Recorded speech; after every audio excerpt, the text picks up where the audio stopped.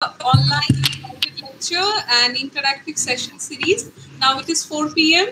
and we have our very own, our member of the DBT Star College Scheme Advisory Committee, sir, with us. So we can just formally start our session. So before starting the session, I would now like to request our principal, sir, to please give the welcome note. Sir, please. Thank you, Nivedita ma'am. Good afternoon to you all. Respected Professor Shyamul, first of all, my profound respect to you, sir. One of the eminent scientists in the field of vector-borne disease. So he is also our advisory committee member of the DBT Star College Scheme. And a few days back, we have met together, discussed together different aspects of the scheme, as well as how we can run the program, etc. So once again, thank you, sir. Despite your busy schedule, you have agreed to address our undergraduate students, as well as I have known from Nivedita ma'am, some research scholar and some of the faculty members from different colleges they have joined there. So welcome you all. And on behalf of the entire government college family, my sincere gratitude and heartfelt regards to sir. And one thing is that the DBT Star College Scheme is one of the best schemes so far for the undergraduate courses. And regarding this topic, sir will discuss in details. And he has agreed, I have known from ma'am that different resource persons will that agreed to come in your college, as well as we'll arrange some series of lecture series with the advice from the sir. So without wasting time, once again, my sincere gratitude to the sir, and once again, welcome to you, and hope you will. This is the most interactive session, and wish a grand success of this seminar. Thank you, ma'am. Thank you, sir. Your kind words are always encouraging. So we can now move into the technical session. We are very happy to have Professor Shyamul Rai with us, who is a legend himself in his field. He is the J.C. Bose National Fellow, Department of Science and Technology, Government of India. He has been the Honorary Professor, Indian Institute of Science, Education and Research, Kolkata. He was a former Chief Scientist of the CSIR Indian Institute of Chemical Biology, Kolkata, as well as he was a former Vice Chancellor, Kuch Bihar Panchanan Verma University. He is presently the ICMR Emeritus Scientist of the CSIR Indian Institute of Chemical Biology, Kolkata. Sir doesn't need any introduction. We all know sir, and he has been very helpful. His kind guidance will help us in the successful implementation of the DBT Star College Scheme. So I would now like to request, sir, I am also eager to hear the technical session, to go on with the technical session. So thank you everybody for giving me this opportunity. আচ্ছা নিবেদিতা বাংলা ইংরেজি দুটো মিশিয়ে নাকি? একদম sir, আপনি দুটো যেটাতে ভালো হয় সেটাই বল। আমাদের স্টুডেন্টরা সবাই বাংলা বলছে। ওকে ঠিক আছে। আজকে আমি যেটা বলবো সেটা হচ্ছে যে স্যার উপেন্দ্রনাথ ব্রহ্মচারী এবং লিশমানিয়া রিসার্চ, আমাদের দেশে কি ধরনের লিশমানিয়া রিসার্চ হয়।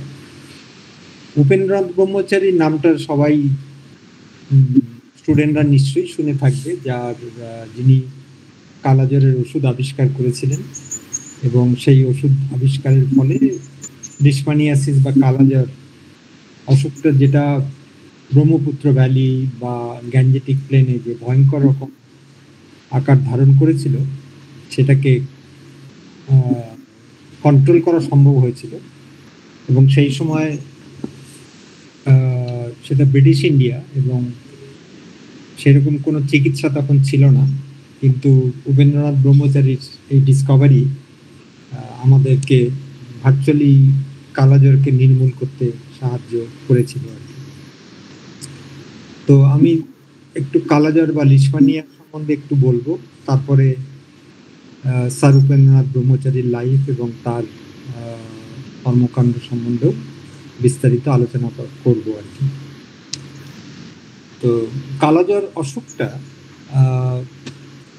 কিভাবে এলো, কালাজ্বর কেন বলে? একটা হচ্ছে যে এই অসুখের ফলে সম্ভবত আমাদের স্কিন, যার অসুস্থ রোগীদের স্কিন কালো হয়ে যায়, সেটা একভাবে লোকে বলে যে এটাকে কালাজ্বর বলা হয় সেই জন্যে।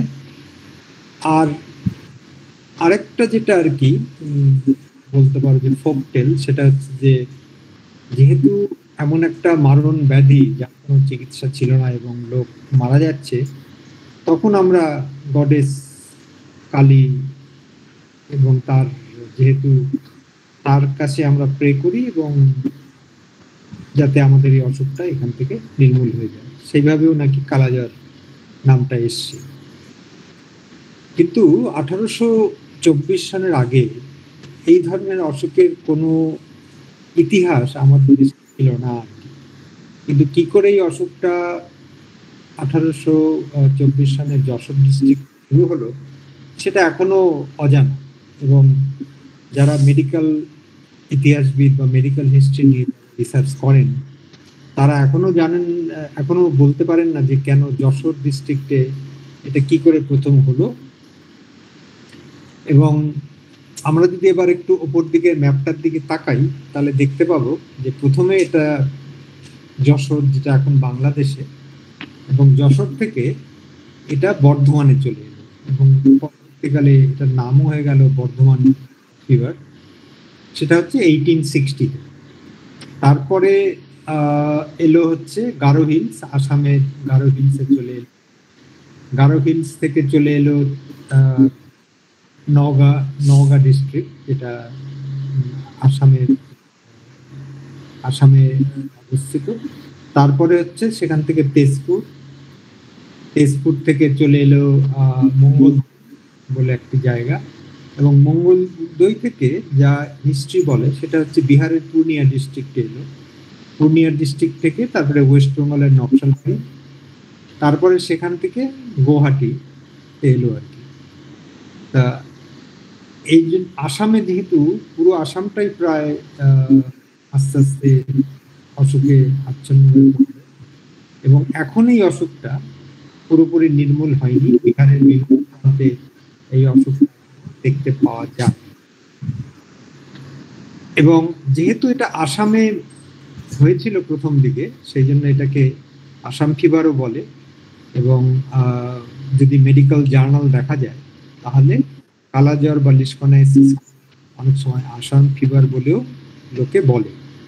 এটার অনেকগুলো নাম, এটা যেমন আসাম ফিভার, তারপরে হচ্ছে ভিসেরাল লিশমানাইসিস, এবং দমদমে যেটা ব্রিটিশ ক্যান্টনমেন্ট ছিল, সেই ক্যান্টনমেন্টে একজন মিলিটারি বা কয়েকজন মিলিটারি যারা ব্রিটিশ সোলজার, তাদেরই অসুখটা হয়, সেই জন্য এটাকে দমদম ফিভারও বলে। আরেকটা নাম হচ্ছে কালাজ্বর, আরেকটা নাম হচ্ছে সরকারি বিমারি আর গভর্নমেন্ট ডিজিজ। কারণ ব্রিটিশরা যখন রেলওয়ে ট্র্যাক দিয়ে সারা ভারতবর্ষটাকে কানেক্ট করার চেষ্টা করলো, এই যে কমিউনিকেশনগুলো বাড়তে আরম্ভ করলো, এই কমিউনিকেশনের মাধ্যমে অসুখটাও দেশের এক প্রান্ত থেকে আরেক প্রান্ত থেকে ছড়াতে আরম্ভ করলো, এবং যার জন্যে এটাকে বলা হয় সরকারি বিমারি অথবা গভর্নমেন্ট ডিজিজ বলেও এই আরেকটা নাম এর রয়েছে। আর ওপর দিকে যে ছবিগুলো, এটা হচ্ছে যে survey of India office Calcutta, April 1870, সেই সময় এই ছবিটা ওখানে রাখা আছে ইন্ডিয়া সার্ভে অফিসে।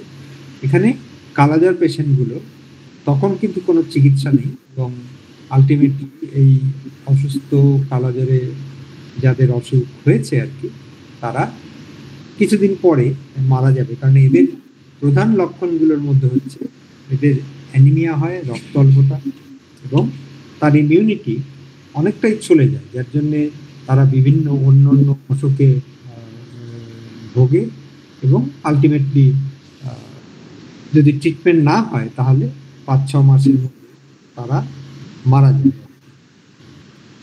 তো তখন রোনাল্ড রস আমাদের কলকাতা শহরে তখন ম্যালেরিয়া নিয়ে উনি গবেষণা করছেন, অনেকটা এগিয়েও গেছেন।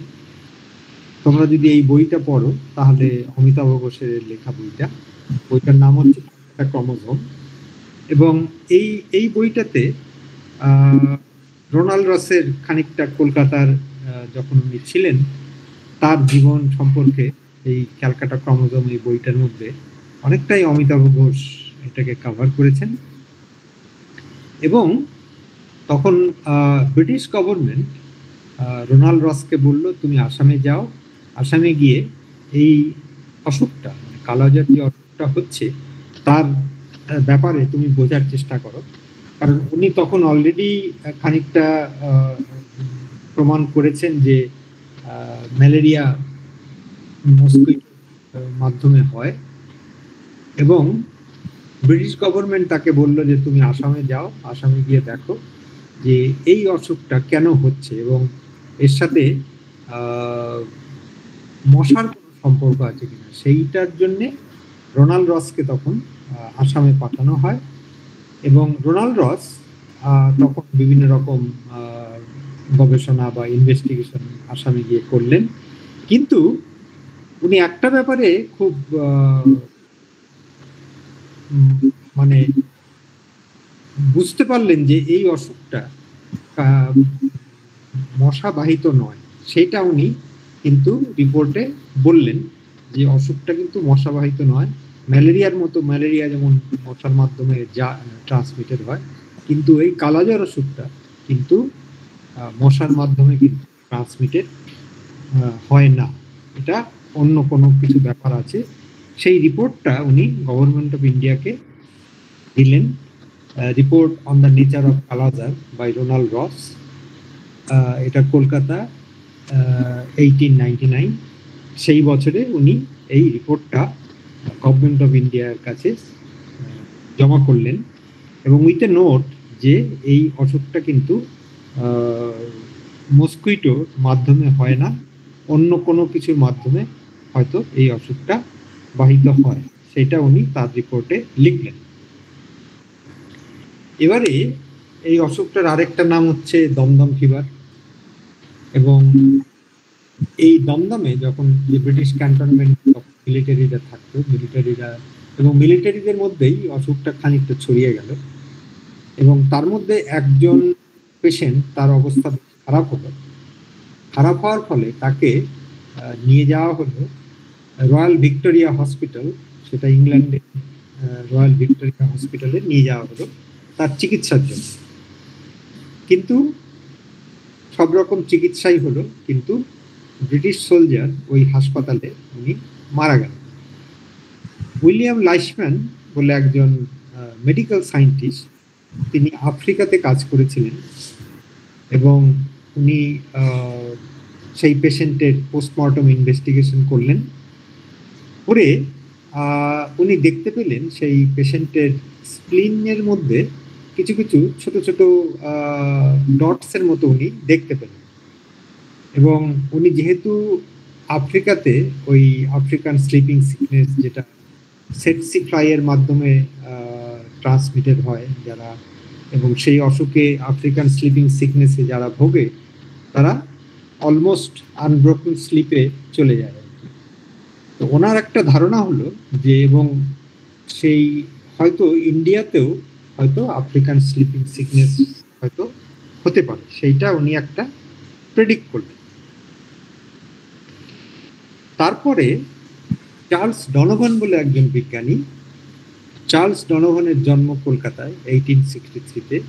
ওনার প্রাথমিক শিক্ষা হচ্ছে দেরাদুন আর মিজৌরি। ওনার বাবা ভারতের ব্রিটিশ ইন্ডিয়ার আর কি এই আইন সংক্রান্ত ব্যাপারে উনি বোধহয় কোনো জাজ ফাজ ছিলেন আর কি। তো উনি কলকাতায় খানিকটা জন্মালেন, তারপরে ওনার স্কুল এডুকেশন খানিকটা দেরাদুন এবং মিজৌরি। তারপরে উনি চলে যান আয়ারল্যান্ডে ডাবলিনে, এবং ডাবলিনে উনি পড়াশোনা করতে যান। ডাবলিনে তিনি ডাক্তারিতে ভর্তি হন, এবং ডাক্তারি শেষ করে উনি চলে আসেন ম্যাড্রাসে। এখান থেকে উনি তখন ম্যাড্রাস মেডিকেল কলেজে একজন অধ্যাপক হিসাবে জয়েন করেন আর কি। এবং উনি 16 জুলাই 1903 সালে উনি রোনাল্ড রসকে লিখছেন যে উনি একটা পেশেন্টের স্প্লিন থেকে মেটেরিয়াল নিয়ে উনি দেখছেন মাইক্রোস্কোপিক্যালি যে ডাব্লিউবিসি বা যেটাকে আমরা ম্যাক্রোফাজ বলি বা মনোসাইট ম্যাক্রোফাজ বলি, তার মধ্যে ছোট্ট ছোট্ট ছোট্ট ছোট্ট ছোট্ট ছোট্ট এরকম ডটস আছে। এবং এই চিঠিটা উনি রোনাল্ড রসকে পাঠালেন 16 জুলাই 1903 সালে। উনি রোনাল্ড রসকে চিঠিটা পাঠালেন এবং পাঠিয়ে উনি জানার চেষ্টা করলেন যে এইটা একটা নতুন ধরনের জিনিস আমি দেখতে পাচ্ছি, এবং তুমি যদি এই ব্যাপারে আমাকে একটু হেল্প করো তাহলে খুব সুবিধা হয়। এবং এই চিঠিটা উনি রোনাল্ড রসকে পাঠালেন। সেই বছরই অক্টোবর মাসে মেজর রসকে আরেকজন একটা চিঠি লিখলেন, তার নাম হচ্ছে উইলিয়াম লাইশম্যান, যে ওই ব্রিটিশ সোলজারকে উনি এক্সামিন করেছিলেন এবং তার পোস্টমর্টম ইনভেস্টিগেশন করেছিলেন।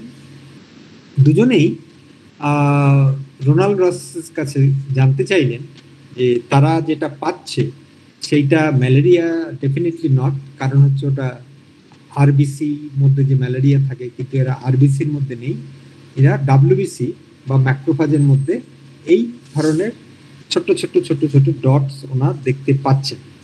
সুতরাং এরপরে যেটা শুরু হলো যে এরা দুজনেই তখন ক্লেম করতে শুরু করলো যে এটা একটা নিউ প্যারাসাইট, এবং যেটা আর কি এই কালাজ্বর বা লিশমানিয়াসিস অসুখের জন্য দায়ী। তখন দুটো পেপার, মানে আমাদের যারা আমরা বিজ্ঞান করি তারা পেপার পাবলিশ করি, ব্রিটিশ মেডিকেল জার্নালে দুটো পেপার বেরোলো একই বছরে, এবং সেখানে ছবি দেখতে পাচ্ছ যে উইলিয়াম লাইশম্যানের ধারণা হলো যে হয়তো বা ট্রিপানোসোমাইসিস হয়তো ইন্ডিয়াতে হয়, এরকম একটা ব্যাপারে উনি পেপারটা মে 30, 1903 সালে ব্রিটিশ মেডিকেল জার্নালে পেপারটা পাবলিশ করলেন। এবং এরই কন্টিনিউয়েশনে চার্লস ডনোভান উনি তারই কন্টিনিউয়েশনে আরেকটা পেপার পাঠালেন সেই হেডিংয়েই, on the possibility of the occurrence of trypanosomiasis in India.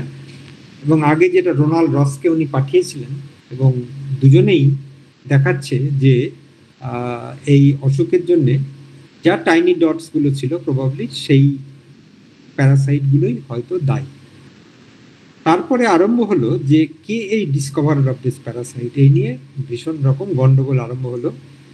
Charles Donovan and William লাইশম্যানের ভেতরে প্রচন্ড গন্ডগোল শুরু। তখন রোনাল্ড রস দেখতে পেলেন ব্যাপারটা একটু গোলমেলে।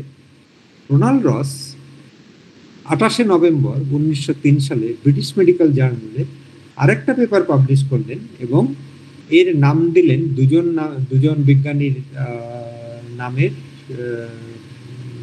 মানে তাদের নামের জন্য এই নাম, প্যারাসাইটের নাম হলো লাইশম্যান ডনোভান বডিস, এবং পরে ট্যাক্সোনমিক্যালি এর নাম হলো লিশমানিয়া ডনোভানি। এবং এইটা প্যারাসাইটটার নাম হলো উইলিয়াম লাইশম্যান এবং চার্লস ডনোভানের নামে এই প্যারাসাইটটাকে নাম দেয়া হলো, এবং ট্যাক্সোনমিক্যালি একে বলা হলো লিশমানিয়া ডনোভানি। তো ভালো, এখন এই প্যারাসাইটটার নামকরণ হলো লিশমানিয়া ডনোভানি।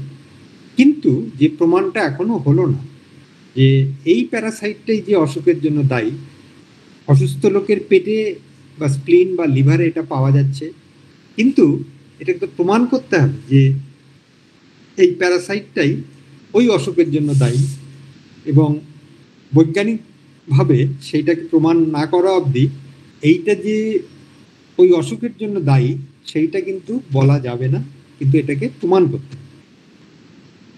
তখন এইখানে Calcutta school of Tropical medicine, এরা তখন যেহেতু ট্রপিক্যাল ডিজিজ ভীষণ রকম প্রাদুর্ভাব হচ্ছে আমাদের দেশ ট্রপিক্যাল কান্ট্রি, এবং London school of hygiene and tropical medicine তৈরি হওয়ার পরে তৈরি হলো Calcutta school of Tropical medicine, যেটা ব্রিটিশ সাহেবরাই করেছিল। এবং ব্রিটিশ সাহেবরা এই রিসার্চ ইনস্টিটিউটটা তৈরি করলেন for study on the tropical diseases. এবং এই ছবিটা ক্যালকাটা স্কুল অফ ট্রপিক্যাল মেডিসিনের ছবি, পুরোনো দিনের ছবি। এখন তো এগুলো তো সব পানের দোকান, বিড়ির দোকান, সিগারেট দোকান হয়ে এগুলো সব বন্ধ হয়ে গেছে, কিন্তু সুন্দর একটা বিল্ডিং যেখানে Calcutta school of Tropical medicine প্রচণ্ড বিভিন্ন ধরনের নতুন নতুন গবেষণা করে বিভিন্ন রকম নতুন ইনফরমেশন ট্রপিক্যাল ডিজিজের উপরে দিয়েছে। এই ট্রপিক্যাল স্কুলে একজন বিজ্ঞানী কাজ করতেন, তার নাম ছিল Helena D, Mrs Helena D. Helena D 20 বছর ধরে tropical medicine, school of tropical মেডিসিনে গবেষণা করেছেন এবং ওনার একটা ধারণা হলো যে বেডবাগের মধ্যে এই হয়তো বেডবাগ দিয়েই হয়তো এই অসুখটা ট্রান্সমিটেড হয়। উনি এইটা প্রপোজ করার চেষ্টা করলেন, কিন্তু ওনার এই গবেষণাটা কেউ পরবর্তীকালে প্রমাণ করতে পারেননি। উনি যদিও 20 বছর ধরে এটা চেষ্টা করেছিলেন, কিন্তু কখনোই এটা নিয়ে অন্যান্য institute like London school of hygiene tropical medicine এবং বিভিন্ন ইনস্টিটিউটে এই বেডবাগ নিয়ে কাজ হলো, কিন্তু কেউই দেখাতে পারলো না যে বেডবাগটাই এর জন্য দায়ী।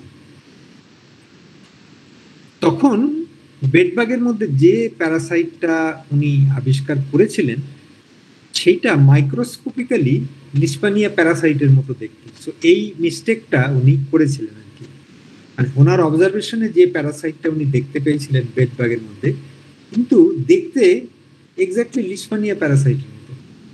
এবং 20 বছর ধরে লোকের একটা ধারণা ছিল যে এইটাই হয়তো কালাজ্বরের জন্য দায়ী, কিন্তু সেটা কেউই প্রমাণ করতে পারেনি।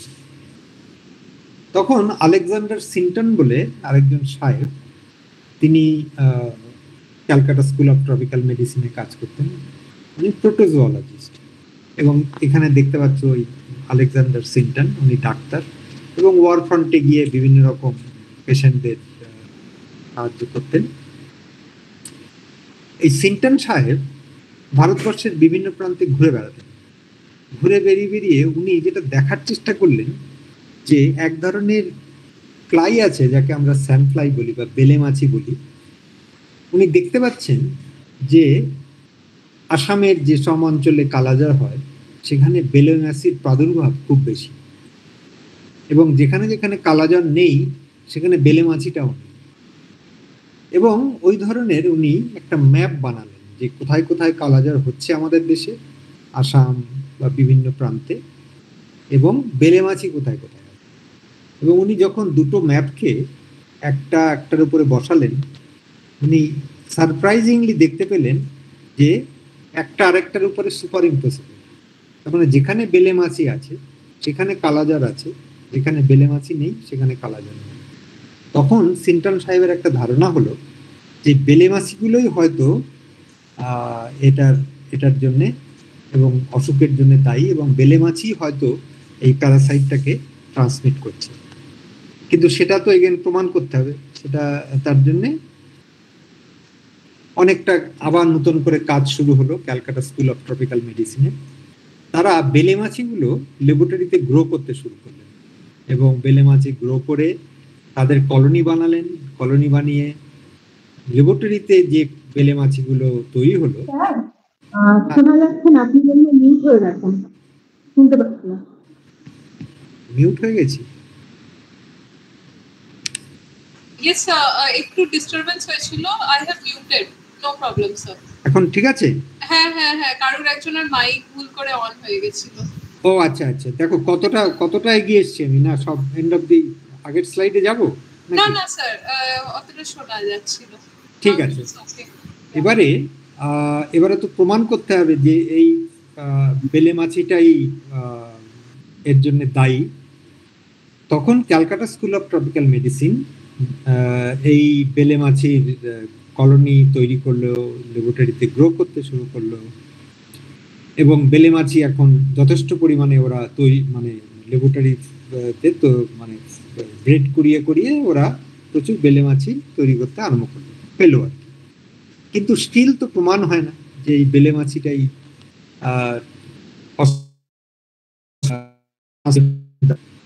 তোমরা বুঝতে পারছো কিভাবে বিজ্ঞান এগোচ্ছে। এবং তখন এই একজন সাহেব, তার নাম হচ্ছে রবার্ট নোয়েলস, উনি ক্যালকাটা স্কুল অফ ট্রপিক্যাল মেডিসিনের ডিরেক্টর ছিলেন।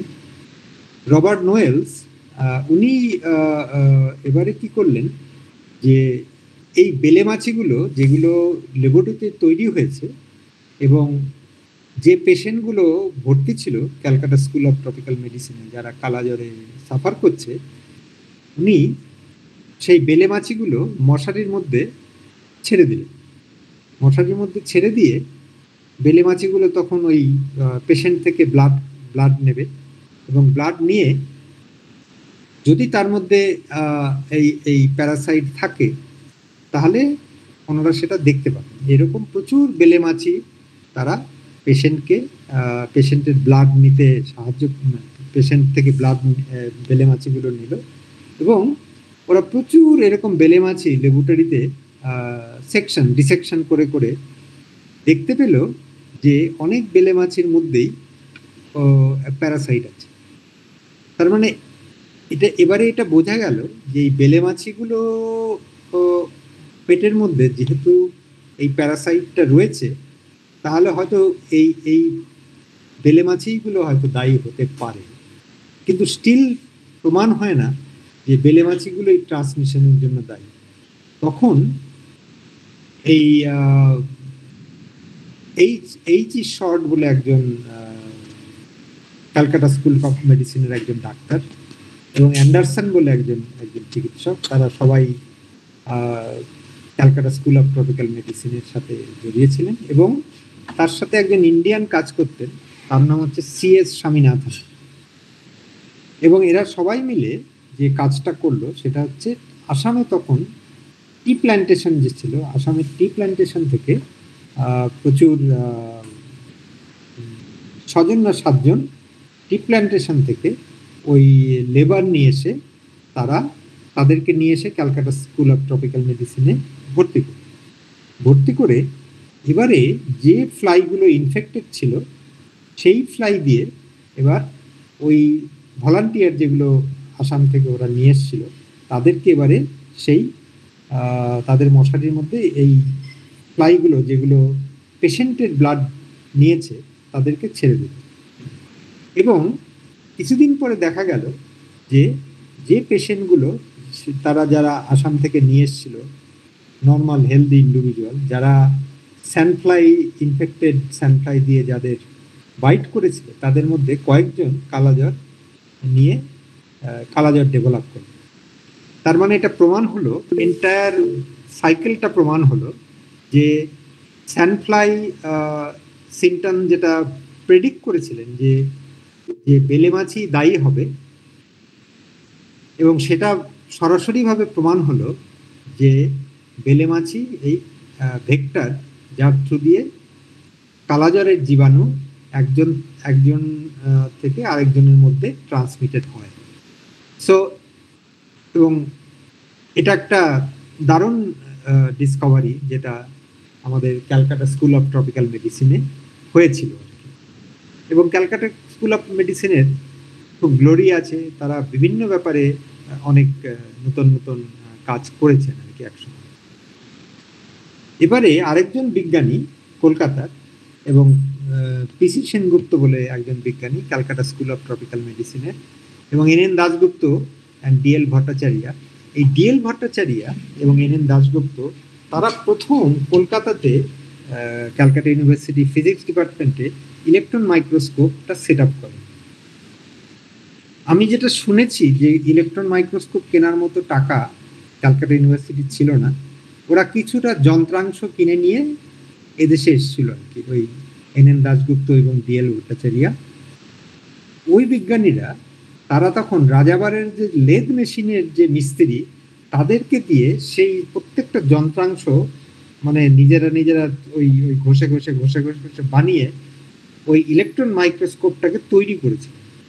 এবং শুধু লেন্স বা এসব কয়েকটা যন্ত্রাংশ ওরা নিয়ে চলে এসেছিল, কিন্তু এদের প্রচেষ্টায় এবং রাজাবাজারের বুঝতেই পারছে লেদ মেশিন যারা চালায় তারা লেখাপড়াও জানে না, কিছু জানে না, তাদেরকে নিয়ে এসে ডেকে ওই লেদ মেশিন বা কী ধরনের কী লাগবে ওনারা একে দিতেন, আর লেদ মেশিনের ওই লোকগুলো তারা লোহা লক্ষ্য এইসব ঘষে ওই নাট বল্টু ওগুলো বানাতেন। এবং তার ফলে তারা ক্যালকাটা ইউনিভার্সিটিতে প্রথম ইলেকট্রন মাইক্রোস্কোপ 1950-তে বোধহয় ওনারা তৈরি করেছে। এবং ইলেকট্রন মাইক্রোগ্রাফ, যেটা প্যারাসাইটের ইলেকট্রন মাইক্রোগ্রাফ, এটা প্রথম ইলেকট্রন মাইক্রোগ্রাফ অফ প্যারাসাইট, যেটা লিশমানিয়া প্যারাসাইটের ছবি 1951 সনে নেচার পত্রিকায় এটা বেরিয়েছিল, যে electron micrograph picture of Leishmania parasite, এবং সেটা এই কলকাতা থেকেই হয়েছিল। এবারে আমরা একটু ব্রহ্মচারীর দিকে আসি। এবার তো কালাজ্বর নিয়ে অনেকটা বলা হলো, এবারে ইউএন ব্রহ্মচারীর ডিসকভারি নিয়ে একটু আলোচনা করব। আমরা যদি কেমো মানে হচ্ছে বলতে পারো ড্রাগ মিডিয়েটেড থেরাপি, মানে চিকিৎসা, সেটার ইংরেজি বলা যায় যে কেমোথেরাপি, মানে যে ওষুধ মানে কেমিক্যাল দিয়ে আমরা অসুখটা সারাচ্ছি, বিভিন্ন ধরনের ট্যাবলেট খাই বিভিন্ন ব্যাপারে। এবং কেমোথেরাপির যদি আমরা হিস্ট্রিটা দেখি, তাহলে প্রথম কেমোথেরাপি যদি যে আবিষ্কার করে তার নাম হচ্ছে পল আর্লিক। স্যালভারসন বানায়। স্যালভারসন হচ্ছে একটা ওষুধ যেটা পরবর্তীকালে সিফিলিসের জন্য ভয়ঙ্কর রকম ইউজ হতো, এবং পল আর্লিক নোবেল প্রাইজ পান 1908 সালে। সেটা কিন্তু স্যালভারসন ডিসকভারির জন্য নয়, উনি ফর ইমিউনোলজি রিসার্চের জন্য পেয়েছিলেন। তাহলে আমি যদি কেমোথেরাপির প্রথম কেমোথেরাপিটা দেখি, যেগুলো ইনফেকশাস ডিজিজে যে ইউজ হয়েছে, first chemotherapeutic in the world in chemotherapeutic, সেটা হচ্ছে পল আর্লিকের স্যালভারসন। এবং এই সেকেন্ড কেমোথেরাপিউটিক যেটা ইনফেকশাস ডিজিজে আবিষ্কার হয়েছিল কলকাতা শহরে, সেটা হচ্ছে ইউএন ব্রহ্মচারী, এবং সেই ওষুধটার নাম ছিল ইউরিয়াস্টিবামিন, যেটা কালাজ্বরের জন্য ভয়ঙ্কর ব্যবহার হয়েছিল আসামে। কিন্তু উনি নমিনেটেড হয়েছিলেন নোবেল প্রাইজের জন্য। কেন উনি নোবেল প্রাইজ পাননি সেই কারণগুলো একটু পরে আলোচনা করব। এবং একটা কথা হলো মনে রাখতে হবে যে এগুলো কিন্তু আবিষ্কার হয়েছিল long before discovery of penicillin. Alexander Fleming penicillin আবিষ্কার করেছিলেন, এবং 1928-এ নোবেল প্রাইজ পেয়েছিলেন 1945-এ। কিন্তু পেনিসিলিন ডিসকভারির অনেক আগে ইউরিয়াস্টিবামিন তৈরি হয়েছিল। এবং আরেকটা জিনিস মনে রাখতে হবে যে স্যালভারসন এবং ইউরিয়াস্টিবামিন দুটোই কিন্তু কেমিক্যালি সিনথেসাইজড,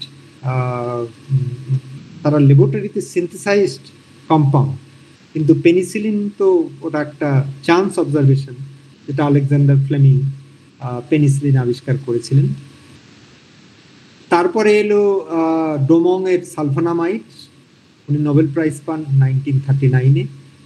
তারপরে সেলম্যান ওয়াক্সম্যানের স্টেপটোমাইসিন, এটা নোবেল প্রাইজ 1952। এবং তাহলে দেখতে পাচ্ছ যে আমরা যদি হিস্ট্রি অফ কেমোথেরাপি দেখি, তাহলে আমাদের ব্রহ্মচারীকে কিন্তু সম্মানটা দেওয়া হয়নি, এবং উনি সেই সম্মান থেকে অনেকটাই পাননি, বা বিভিন্ন কারণে ব্রিটিশ গভর্নমেন্ট সব মিলিয়ে একটা ব্যাপার ছিল, যেটা হয়তো যার জন্য উনি কখনোই সেইটা পাননি। কিন্তু হিস্ট্রি অফ কেমোথেরাপি দেখলে ব্রহ্মচারীর নাম কিন্তু যথেষ্টই উজ্জ্বল এবং জল করে এখনো আর কি। ব্রহ্মচারী জন্ম হচ্ছে উনি ডিসেম্বর 1873 জামালপুরে উনি জন্মগ্রহণ করেন। তখনকার দিনে বিএসসি হতো না, ওটা বিএ বলতো, BA honours in chemistry and mathematics. উনি হুগলি মহসিন কলেজ থেকে পাশ করেন, গ্র্যাজুয়েট হন। তারপরে থাইটস মেডেল বলে একটা মেডেল সে সময় যারা দুটো সাবজেক্টে অনার্স নিয়ে পাশ করতো, কেমিস্ট্রি অ্যান্ড ম্যাথামেটিক্স, তাদের দেওয়া হতো। তারপরে উনি প্রেসিডেন্সি কলেজে এলেন। প্রেসিডেন্সি কলেজে কেমিস্ট্রি নিয়ে ভর্তি হলেন। তখন ওকে এমএসসি বলতো না, এমএ বলতো। প্রেসিডেন্সি কলেজ থেকে উনি তখন কেমিস্ট্রিতে মাস্টার বা এমএ বা এমএসসি যাই বলো না কেন করলেন, এবং ইউনিভার্সিটি মেডেল পেলেন 1894। এবং ওনার মাস্টারমশাই ছিলেন প্রফুল্লচন্দ্র রায়। এবং ওনার এই ওষুধের ডিসকভারিটা খানিকটা সম্ভবত প্রেসিডেন্সি কলেজের ওই ল্যাবরেটরিতেই খানিকটা নাকি তৈরি হয়েছিল বলে সংবাদের প্রকাশ। তারপরে উনি মেডিকেল কলেজে ভর্তি হন। মেডিকেল কলেজ থেকে উনি ডাক্তারি পাশ করেন। তারপরে উনি এমডি করেন মেডিকেল কলেজ থেকে 1902 সনে। পিএইচডি করেন ফিজিওলজিতে 1904 সনে। তারপরে তিনি ক্যাম্বেল মেডিকেল স্কুল ক্যালকাটা, যেটা এখন নীলরতন সরকার মেডিকেল কলেজ, সেখানকার ফার্স্ট ফিজিশিয়ান হন 1905 সালে। এবং তারপর থেকে উনি এই ওষুধটা ডিসকভারির জন্য নেমে পড়েন এবং 1921 to 25 উনি ইউরিয়াস্টিবামিন তৈরি করেন। তারপরে ব্রিটিশ গভর্নমেন্ট ওনাকে নাইটহুড দেন 1935-এ। তারপরে উনি 1946-এ উনি মারা যান। এবং ব্রহ্মচারী দুটো জিনিসই জানতেন একসাথে। একদিকে উনি যেমন কেমিস্ট্রি জানতেন, আবার আরেকদিকে উনি মেডিসিনও জানতেন। এবং এটা দুটো একসাথে জানার ফলে ওনার হয়তো এই ওষুধটা আবিষ্কারের পক্ষে হয়তো সুবিধে হয়েছিল। এবং উনি পল আর্লিকের দ্বারা অনেকটাই কনভিন্সড হয়েছিলেন। পল আর্লিক যে ওষুধটা আবিষ্কার করেছিলেন সেটা প্যারামাইনোফিনাইল অ্যার্সেনিক অ্যাসিড। এবং পল আর্লিকের দ্বারা কনভিন্সড হয়েই উনি কিন্তু ইউরিয়াস্টিবামিন বানান, যেখানে আর্সেনিকের পরিবর্তে উনি অ্যান্টিমনি দেন। এবং অ্যান্টিমনিটা উনি একটা পেন্টাভ্যালেন্ট অ্যান্টিমনি করেন। এবং পেন্টাভ্যালেন্ট অ্যান্টিমনি করার কারণ হচ্ছে যে এটা টক্সিসিটিটা অনেকটা কম আর কি। এবং পেরিন কম্পাউন্ড, যেটা অ্যাটক্সিল তৈরি হয়েছিল, অ্যাটক্সিল বা স্যালভারসান, তার পেরিন কম্পাউন্ড দুটোই অ্যাটক্সিল। এবং যার থেকে পল আর্লিক স্যালভারসান আবিষ্কার করেছিলেন এবং ইউরিয়াস্টিবামিন তৈরি করেছিলেন উপেন্দ্রনাথ ব্রহ্মচারী। এবং এই ডিসকভারির ফলে, এবং তোমরা অবশ্যই জানবে যে এইসব ডিসকভারি করতে গেলে বিভিন্ন রকম অ্যানিমাল মডেলে তার টক্সিসিটি আছে কিনা সেইগুলো নিয়ে গবেষণা করতে হয়। উনি অ্যানিমাল মডেলে দেখালেন যা কোনো সেরকম কোনো টক্সিসিটি নেই, অ্যানিমালগুলো পারফেক্টলি হেলদি এবং they can live their life, কোনো অসুবিধা নেই। তাহলে উনি বুঝতে পারলেন যেহেতু এর টক্সিসিটি নেই অ্যানিমালে, তাহলে এটা সহজেই হয়তো মানুষের মধ্যে প্রয়োগ করা সম্ভব। এবারে যখন আসামে 1925-এ উনি যখন ওষুধটা প্রয়োগ করতে আরম্ভ করলেন, তখন উনি দেখতে পেলেন যে number of cases treated for কালাজ্বর, উনি 70,000 কেস উনি ট্রিটমেন্ট করেছিলেন। এবং বাই 1936 অলমোস্ট কি বলবো 10 বছর ধরো আর কি, 10-11 বছরের মধ্যে সেইটা 60,940 থেকে কমে 10,000-এ চলে এলো। এবং ডেথ রেট যেটা ছিল 65, যেটা কমে 753-তে চলে এলো। তার মানে এই ওষুধটা আবিষ্কারের ফলে এবং তার প্রয়োগের ফলে এবং অসুখের তার নাম্বার এবং ডেথ, মৃত্যু দুটোই যথেষ্ট রকম কমতে আরম্ভ করলো আসামে। এটা শুধু আসামের গল্প, আসামের পিকচার, কিন্তু অন্যান্য ভারতের বিভিন্ন প্রান্তে প্রয়োগ করা হয়েছে এবং সেই নাম্বারটা এখানে নেই। এটা শুধু আসামের নাম্বার অফ ডেথস এবং কতগুলো কেস ট্রিটেড হয়েছিল সেইটা এখানে বলা আছে। এবং ওনার সাথে কাজ করতেন একজন বিজ্ঞানী, তার নাম হচ্ছে H.E. শর্ট। উনি ব্রহ্মচারীর সাথে 1924 সালে কাজ করেছিলেন আর কি। এবং উনি যখন মারা যান 1987-এ, তখন ব্রিটিশ মেডিকেল জার্নালে ওনার লাইফের উপরে একজন লেখেন। উনি ভারতবর্ষে খুব ভালোবাসতেন। উনি ডাক্তার একধারে, আরেক ধারে সোলজার, উনি ওয়ার ফ্রন্টে গিয়েছিলেন, আরেক ধারে বিজ্ঞানী, এবং উনি শিকার করতে ভালোবাসতেন। এবং ব্রহ্মচারীর সাথে উনি কাজ করেছিলেন। উনি লিখেছিলেন যে ওই সময় যে 90% ডেথ, মানে কালাজ্বর হলে তার 90% মারা যাবে, কিন্তু 90% death rate converted to 90% cure. এটা উনি রেকর্ড করে গেছেন যে 90% ডেথ, যেটা মানে অলমোস্ট সবাই প্রায় মারা যাবে, সেখান থেকে এই ওষুধটা প্রয়োগের ফলে 90% কিওর হতে শুরু করবে। এটা H.E. শর্ট তার লাইফে উনি এটা লিখে গেছেন। তখন ব্রিটিশ গভর্নমেন্ট একটা কালাজ্বর কমিশন তৈরি করলেন। তো কালাজ্বর কমিশন, সেটার H.E. শর্ট এই কালাজ্বর কমিশনের ডিরেক্টর হলেন। এবং 1932-তে কালাজার কমিশনের যে রিপোর্টটা এলো, সেই কালাজার কমিশন রিপোর্ট একটা গ্লোরিয়াস রিপোর্ট দিলেন।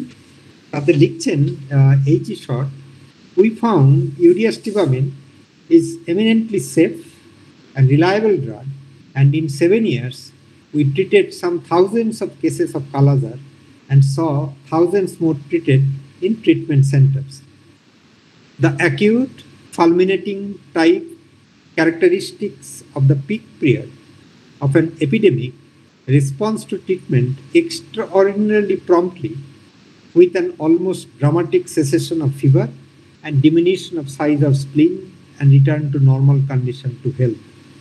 So Kala-Azar Commission একটা গ্লোরিয়াস রেকমেন্ডেশন দিল যে এই ওষুধটা সত্যিই উপকারী এবং এই ওষুধটা দিয়ে চিকিৎসা করলে অসুখ চটপট সেরে যায়। ব্রহ্মচারী আরেকটা জিনিস আবিষ্কার করেছিলেন, এটা হচ্ছে বলা হয় পোস্ট কালাজার ডার্মাল লিশমানাইসিস।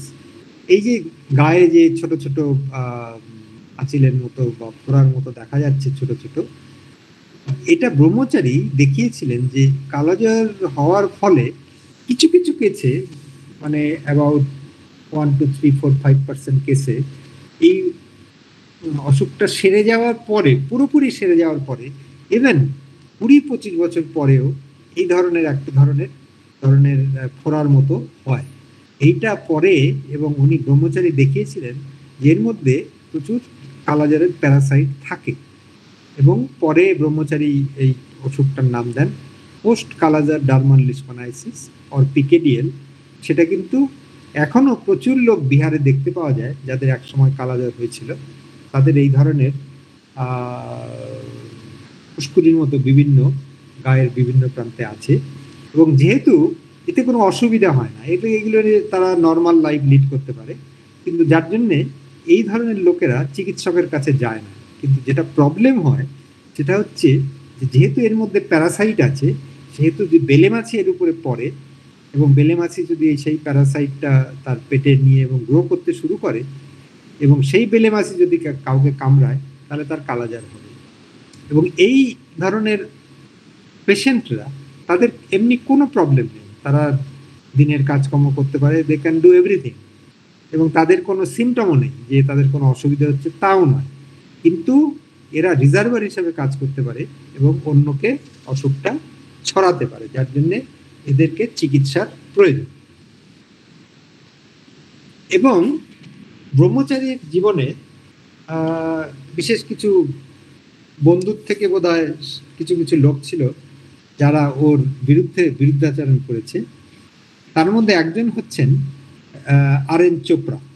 আর.এন. চোপড়া তখন ক্যালকাটা স্কুল অফ ট্রপিক্যাল মেডিসিনের প্রফেসর অফ ফার্মাকোলজি, এবং উনি ফার্মাকোলজির প্রফেসর। উনি একটা স্টেটমেন্ট দিয়েছিলেন 1928-এ যে এই ড্রাগটা যেটা ব্রহ্মচারী বানিয়েছে সেটা অফ আনসার্টেন কম্পোজিশন।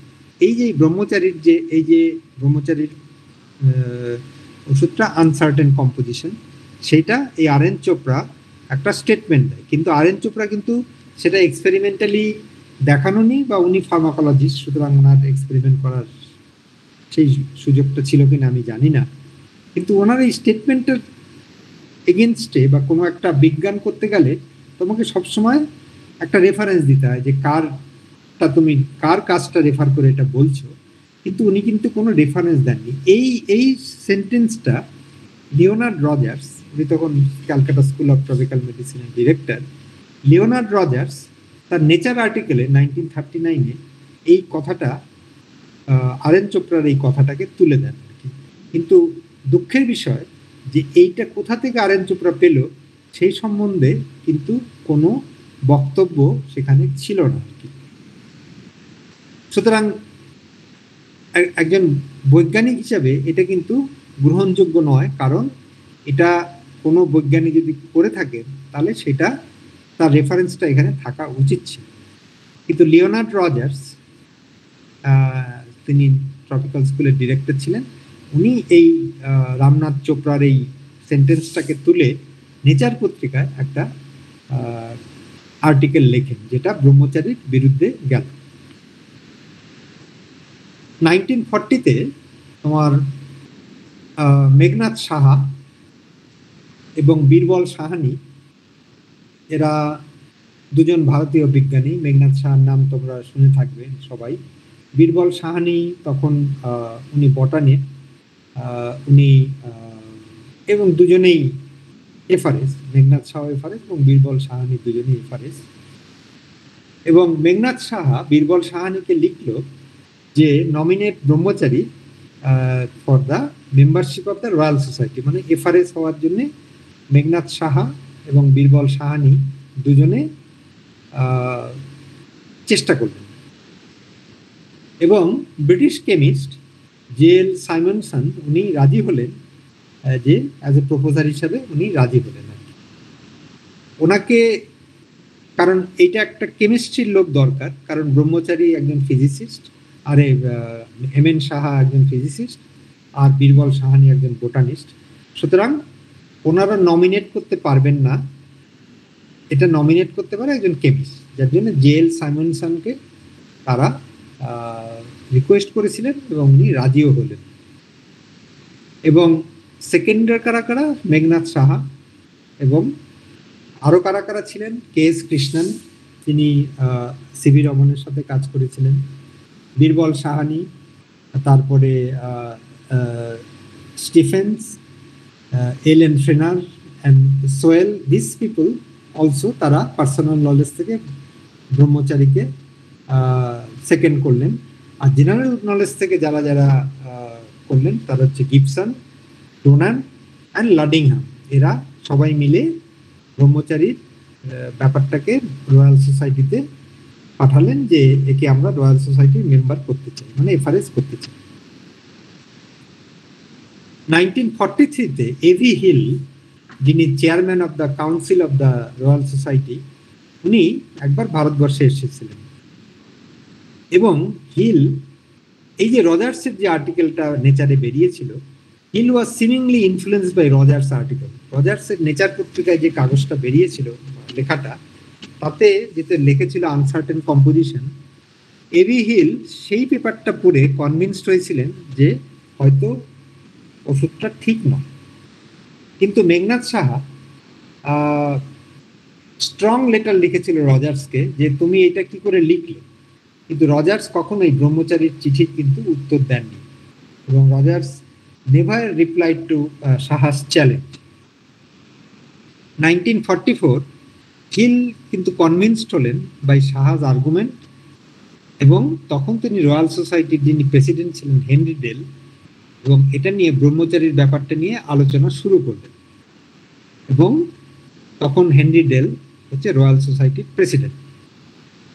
কিন্তু এই রজার্স ব্রহ্মচারী কন্ট্রোভার্সিটা চলে যাওয়ার পরেই সাইমনসন, যে প্রথমে ওকে ব্রিটিশ কেমিস্ট যে রাজি হয়েছিল, ওয়েদার এটা ওই যে আর্টিকেলটা পাবলিশ হয়েছিল সেটাকেই কেন্দ্র করে কিনা, সাইমনসন ওপিনিয়ন, উনি হঠাৎ করে একবার উনি রাজি হলেন এবং হঠাৎ করে একটা রয়্যাল সোসাইটিতে চিঠি পাঠালেন, as a chemist I do not think Brahmachari has any claim to election.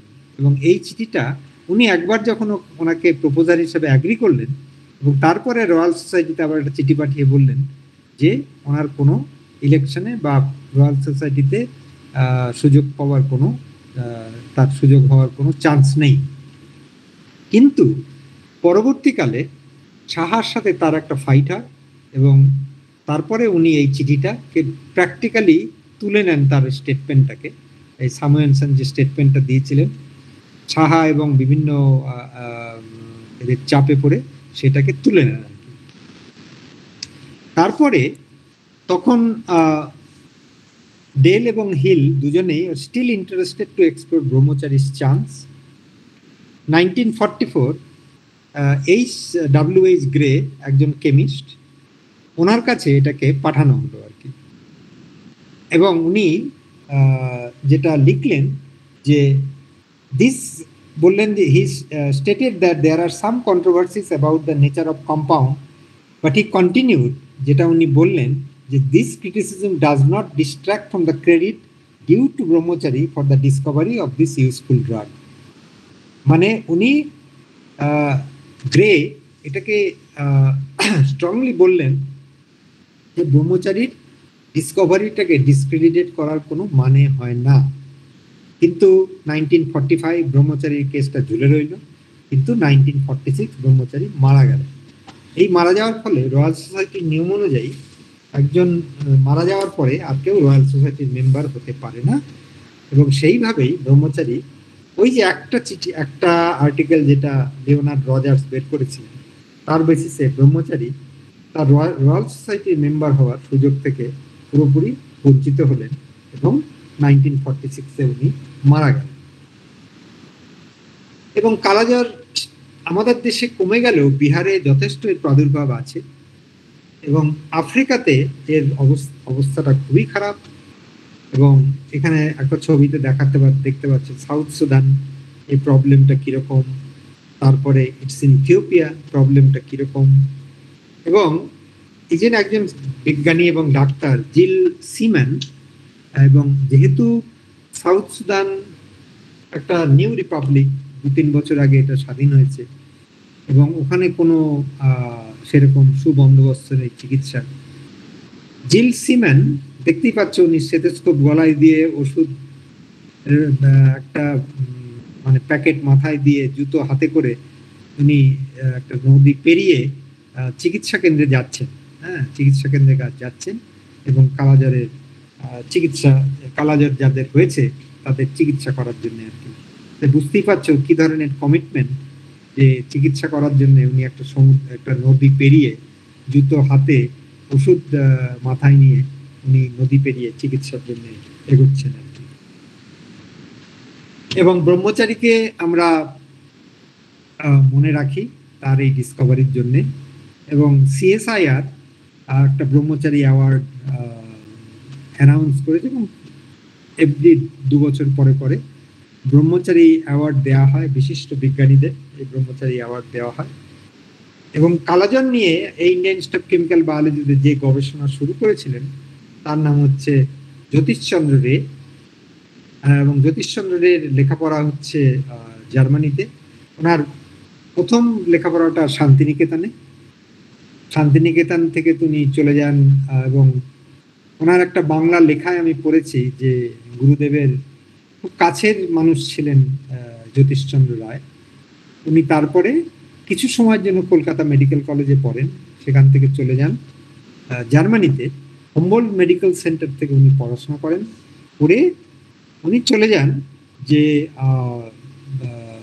Bernard Nocht Institute of Tropical Medicine, সেইখানে চলে যান, এবং 1927-এ উনি ট্রপিক্যাল মেডিসিন নিয়ে গবেষণা শুরু করেন, এবং 1934-35-এ এসে উনি এই ইনস্টিটিউট, যেটা Indian Institute of Chemical biology, তার কর্ণধার হিসাবে উনি শুরু করেন এবং কালাজ্বর নিয়ে গবেষণা শুরু করেন। এবং কালাজ্বরের গবেষণা এখনো ভারতবর্ষের বিভিন্ন প্রান্তে হয়, এবং বিভিন্ন এভরি 4 বছর পরে পরে একটা ওয়ার্ল্ড কংগ্রেস অফ লিশমানাইসিস হয়, এবং যে নিয়ে কালাজ্বর নিয়ে গবেষণা করে বা প্যারাসাইট নিয়ে গবেষণা করে Indian Institute of Chemical Biology, Rajendra Institute of Medical Sciences Patna, Benaras Hindu University kalajwar research centre, Central Drug Research Institute Lucknow, Bose Institute Calcutta, Jawaharlal Nehru University and Institute of Pathology at New Delhi, and এইগুলো হচ্ছে main centre of still Leishmania research, এবং সেগুলোই চলছে এখন অবধি। তাহলে আমরা দেখতে পাচ্ছি যে কালাজ্বর এখনো একটা প্রবলেম সারা পৃথিবী জুড়ে। আমাদের দেশে যদিও এর প্রাদুর্ভাব অনেকটা কমেছে, কিন্তু বিহারে এখনো যথেষ্ট পরিমাণ কালাজ্বর হয়, পিকেডিএল হয়। এবং এই পেন্টাভ্যালেন্ট অ্যান্টিমোনিয়াল যেটা ব্রহ্মচারী আবিষ্কার করেছিলেন, সেটা আমাদের দেশে আর রেজিস্ট্যান্ট হয়ে যাওয়ার ফলে সেরকমভাবে কাজ করে না, কিন্তু অ্যান্টিমোনিয়াল কম্পাউন্ড যেটা এখনো আফ্রিকাতে এখনো চিকিৎসার কাজে ব্যবহার হয়, এটা খুব সস্তা, যার জন্য প্রয়োজন। কিন্তু এটা মনে রাখতে হবে যে ডিসকভারিটা একটা ল্যান্ডমার্ক ডিসকভারি। উনি যেহেতু বিভিন্ন সময় নোবেল প্রাইজের জন্য নমিনেট হয়েছিলেন, রয়্যাল সোসাইটির মেম্বার হতে পারেননি, এবং ব্রিটিশরা কিভাবে ওনার পেছনে লেগেছিল সেটা খানিকটা এক্সাম্পল তোমাদের দিলাম। সো অনেকের কাছে ইটস এ ফরগটন ম্যান, এর জন্য মানুষ ওকে ভুলে গেছে, বাট মনে রাখতে হবে it's a forgotten genius of Indian science who saved millions and remembered only when a state in Calcutta that bears his name. Upendranath ব্রহ্মচারীর নামে একটা স্ট্রিট আছে, ব্রহ্মচারী স্ট্রিট, যেখানে ওনার বাড়ি ছিল। এবং লাস্টে আমি বলি the difference between the great and the ordinary is simple, that ordinary thing they are great and the great thing they are ordinary. Perhaps Brahmachari নিজেকে ওইভাবেই ভাবতে চান that he may be a very ordinary person. এবং কালাজারের আমি বিভিন্ন সময় কার্টুনগুলো রেখে দিই এবং সেই কার্টুনগুলো কেটে কেটে একটা কোলাজ বানিয়েছি বিভিন্ন টাইম পয়েন্টে, দি স্টেটসম্যান, তারপরে তোমার বিভিন্ন স্টেটসম্যান বা টেলিগ্রাফ, বিভিন্ন প্রান্তে যে কালাজার যেভাবে যেভাবে হয় আর কি, এবং নিউজ পেপারে দেখতে পেলেই কেটে কেটে আমি রেখে দিয়ে এই কোলাজটা বানিয়েছি। তো আমি মোটামুটি এইভাবে এখনই এই এই এই এই এইসব বলে এখানেই আমার বক্তব্যটা শেষ করতে চাইছি। আমার শ্রদ্ধা কালাজার তিনি ওষুধ আবিষ্কার করেছিলেন, উপেন্দ্রনাথ ব্রহ্মচারী, তার জীবন সম্বন্ধে তোমাদের বললাম, এবং তার ডেডিকেশন, কমিটমেন্ট এবং এক্সট্রাঅর্ডিনারি কমিটমেন্ট, এবং যেহেতু উনি কেমিস্ট্রি এবং মেডিসিন জানতেন, যার জন্য হয়তো ওনার পক্ষে এই ওষুধটা আবিষ্কার করা সম্ভব হয়েছিল। তো এই বলেই আমি শেষ করছি আজকে। ওকে, থ্যাংক ইউ স্যার। অ্যাকচুয়ালি এটা সবথেকে ভালো হয়েছে, খুব স্টুডেন্ট ফ্রেন্ডলি লেকচার। আমার মনে হয় আমাদের স্টুডেন্টসরা খুবই এনজয় করেছে। আমি অনেকটা মানে এত ভালো লাগছিল যে মনে হচ্ছিল আরো একটু চলুক, মানে ওনার সম্বন্ধে আমি আরো একটু জানারও ইচ্ছে ছিল। ও আচ্ছা আচ্ছা, আমরা একটু কোয়েশ্চেনস নিয়ে নিতে পারি? হ্যাঁ হ্যাঁ নিশ্চয়ই। আমি ডক্টর সন্দীপন রেখে বলবো একটুখানি কোয়েশ্চেন বলতে, একটু আনমিউট করে। ডক্টর রে, শোনা যাচ্ছে? হ্যাঁ হ্যাঁ হ্যাঁ বলুন। Thank you sir. মানে ভেরি গুড স্টোরি টেলার, মানে যেটা আমি একেবারে প্রথম থেকে বললাম, সুন্দর একটি গল্প। আমার দুটি প্রশ্ন আছে। সেটা হচ্ছে, যখন অ্যান্টিমানি, পেন্টাভ্যালেন্ট অ্যান্টিমানি এজ এ ড্রাগ হিসাবে বেরোলো, সেটার কোনো সাইড এফেক্ট ছিল? কি ছিল বুঝতে পারলাম না। Side effect of the drug. হ্যাঁ, ব্রহ্মচারীর ওষুধের সাইড এফেক্ট ছিল, কিন্তু সেই সময় কিছুই ছিল না, মানে কোনো ওষুধই নেই। কিন্তু এই অ্যান্টিমোনিয়ালের একটা সাইড এফেক্ট হয়, হাই ডোজে একটা কার্ডিওটক্সিসিটি হয় আর কি, কিন্তু খুব লো ডোজে যেটা আর কি প্রথম দেওয়া হতো, তাতে কিন্তু কোনো সেরকম কোনো ব্যাপক সাইড এফেক্ট কিন্তু ছিল না। পরে ওয়ার্ল্ড হেলথ অর্গানাইজেশন বিভিন্ন টাইম পয়েন্টে ডোজটাকে বাড়িয়ে বাড়িয়ে একটা পয়েন্টে যখন এসেছিল, তখন হায়ার ডোজে ওর একটা টক্সিসিটি কিন্তু হতো, এবং তার ফলে কি হলো, একটা রেজিস্ট্যান্স ডেভেলপ হলো, এবং এই প্যারাসাইটগুলো বিকেম রেজিস্ট্যান্ট টু অ্যান্টিমোনিয়াল, এবং বিহারের বিভিন্ন প্রান্তে রেজিস্ট্যান্সটা প্রকট করতে আরম্ভ করলো। কিন্তু আফ্রিকাতে এটা এখনো একটা এই অ্যান্টিমোনিয়াল দিয়ে চিকিৎসা হয়।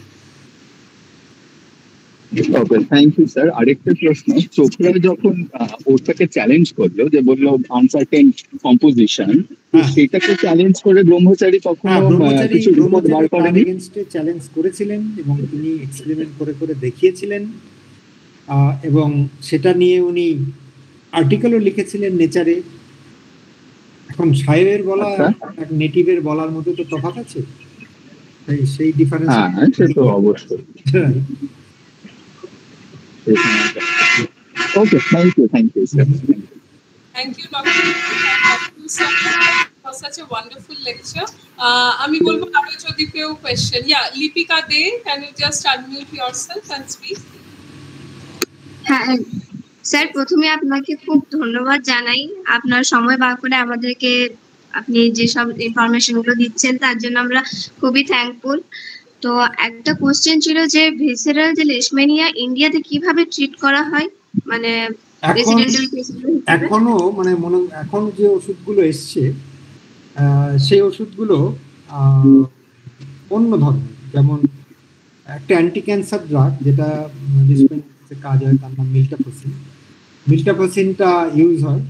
আরেকটা হয় অ্যান্টি ফাঙ্গাল ড্রাগ, ফাঙ্গিজোন ধরনের, অ্যাম্পোটারিসিন বি, এই দুটো ড্রাগ কিন্তু ইউজ হয়। কিন্তু অনেক ক্ষেত্রে আমাদের দেশে কিন্তু অ্যান্টিমোনিয়াল স্টিল ইউজ হয় as a first line of drug. এবং এটাতে কাজ না করলে পরে এই অ্যাম্পোটারিসিন বি ধরনের ওষুধ ব্যবহার করা হয়, কিন্তু ওগুলো খুব এক্সপেন্সিভ এবং পেশেন্টকে হাসপাতালে ভর্তি হতে হয়, কারণ পটাশিয়াম লেভেলটাকে কন্টিনিউয়াস মনিটর করতে এবং সেটা বাড়িতে দেওয়া সম্ভব নয়। এবং এই ওষুধগুলোর বিরুদ্ধেও এগেনস্টেও রেজিস্ট্যান্স কিন্তু ডেভেলপ করছে। সুতরাং এই ওষুধগুলো যে সেই সেন্সে যে 100% এফেক্টিভ সেটা কিন্তু বলা যায়। এবং এরা অনেককে যারা অ্যাম্পোটারিসিন বি বা মিল্টাফসিন পেয়েছে তারা এখন আসছে ওই পিকেডিএল, যেটা বললাম যে ব্রহ্মচারীর আবিষ্কার, যে বহুদিন পরে আবার স্কিনে প্যারাসাইটগুলো চলে আসে। সুতরাং সেই ধরনের অসুখ নিয়ে কিন্তু প্রচুর কেস বিহারে আসছে। হ্যাঁ, এবং এদেরকে চিকিৎসা না করাতে পারলে অসুবিধা হচ্ছে যে এরা রিজার্ভার এবং স্যান্ডফ্লাইয়ের কন্ট্যাক্টে এলে প্যারাসাইট একজনের থেকে আরেকজনে চলে যেতে, কিন্তু তাদের কোনো অসুবিধা হয় না বলে তারা ডাক্তারের কাছে যায়। সিচুয়েশনটা খুব এখন একটা সোশ্যাল প্রবলেমে দাঁড়িয়ে গেছে। আমার কোনো অসুবিধা নেই, আমি কেন ডাক্তারের কাছে যাব? কিন্তু এই অসুখটা, এই প্যারাসাইটটা যদি স্যান্ডফ্লাই অ্যাক্সেস করতে পারে স্কিন থেকে, তাহলে কিন্তু নর্মাল লোকেকে ও ইনফেক্ট করতে পারে, তারা রিজার্ভার হিসেবে কাজ করতে পারে। কিন্তু যেহেতু ওদের কোনো অসুবিধা হয় না, তারা কিন্তু ডাক্তারের কাছে যেতে চায়। এইটা একটা সোশ্যাল প্রবলেম যেটা কালাজ্বরের সাথে দাঁড়িয়ে আছে। ম্যাডাম, আমি বিবি কলেজে জুলজি ডিপার্টমেন্ট থেকে বলছিলাম, সেটা বলা হয়নি প্রথমে। Thank you sir, thank you. আচ্ছা আচ্ছা, নিবেদিতা আছো তো? শুনছো তো? Yes sir, yes sir. ওকে Yes, sir. Hello sir, hello madam. Okay, okay. Yes, Dr. কে বলছো? আমি ডক্টর সঙ্গীতা লাহিড়ী স্যার, আমি সঙ্গীতা বলছি। সঙ্গীতা, হ্যাঁ স্যার, অ্যাকচুয়ালি আমি অন দা ওয়ে স্যার, সেই জন্য হয়তো একটু ব্যাকগ্রাউন্ড সাউন্ড আসছে, আমি স্টেশনে আছি, বাড়ি ফিরছি।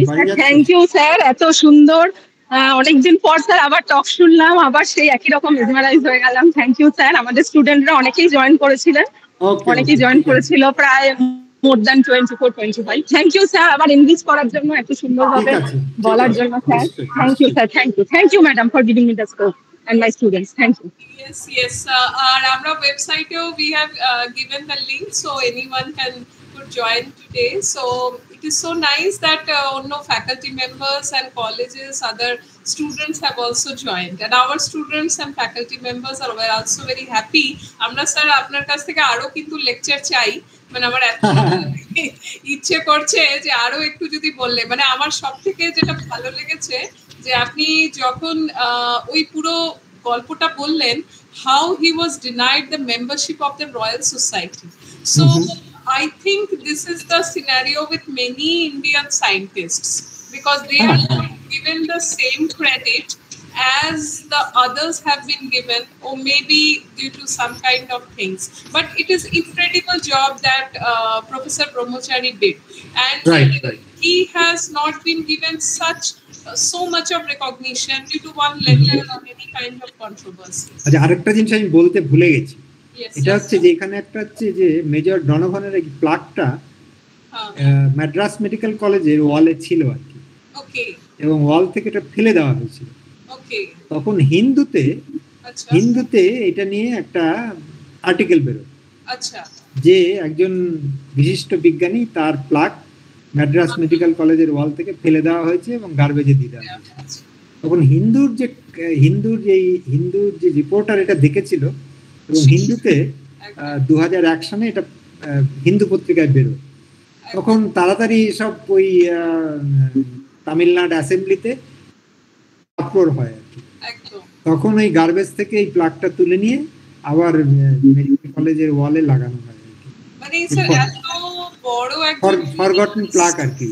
এক্স্যাক্টলি, মানে এত ব্রিলিয়েন্ট রিসার্চ, এত genius, but what kind of treatment he has got from the side? Forgotten plaque 2001 সালে হিন্দু এটাকে পাবলিশ করেছিল, যে এটা গার্বেজে ফেলে দিয়েছে। এইখানে আমি দেখতে পাচ্ছি online edition of the nation's হিন্দুতে এ ফরগটন প্লাক। হ্যাঁ, ওই ফলোআপটাও that is also visible in the paper. আচ্ছা, আর এটা হচ্ছে এখানে হচ্ছে কালাজারের ওয়ার্ডটা যেটা পাটনাতে রাজেন্দ্র মেমোরিয়াল রিসার্চ ইনস্টিটিউট আছে, সেইখানে হচ্ছে তার ওয়ার্ডের পেশেন্টদের ছবি। একদম একদম। আর নেপালেও হয়, বাংলাদেশে হয়।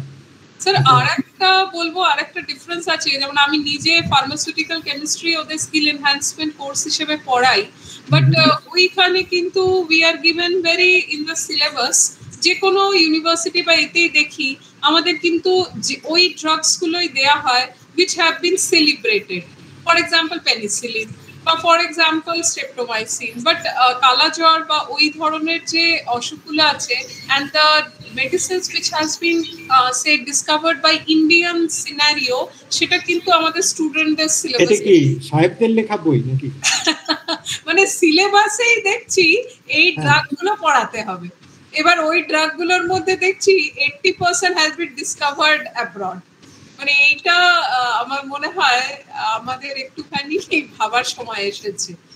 হ্যাঁ, এটা definitely it's time to rethink about, because আমি পেনিসিলিন নিয়ে যতটা টেক্সট দেখি এমএসসি সিলেবাসে আছে, বিএসসি তে আছে, এন্ড আদার, মানে এটা মনে হয় 4টে ইয়ারে পড়ানো হয়, প্লাস আমাদের পেনিসিলিনের আবার সিনথেসিসও পড়ানো হয়। কিন্তু এই ধরনের ড্রাগস গুলো যেগুলো মানে ভেরি ইম্পর্টেন্ট বাট ফরগটেন, এইগুলো আমার মনে হয় সিলেবাসে ইন্ট্রোডিউস করার একটা সময় এসেছে।